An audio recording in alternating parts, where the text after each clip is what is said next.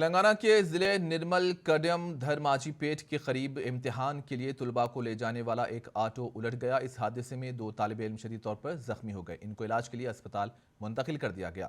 जराये के मुताबिक तुलबा degree college इम्तिहान के लिए रामपुर गांव से खानापुर जा रहे थे कि यह हादसा पेश आया। इस हादसे की वजह से ऑटो में जाने वाले 7 तुलबा इम्तिहान में शिरकत नहीं कर सके।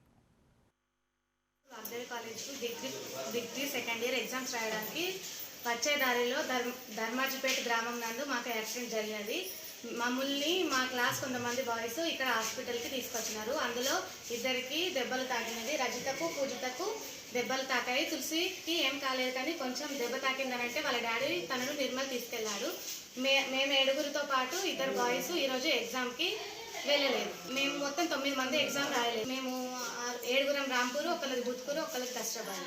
మా అమ్మాయి ఆటోలో రాగా అక్కడ నుండి ఈడ ధర్మేపేట కాడ కుక్క అడ్డం వచ్చిందట। అడ్డం వచ్చిన వాళ్ళే ఆటో బోర్ర పడిందట।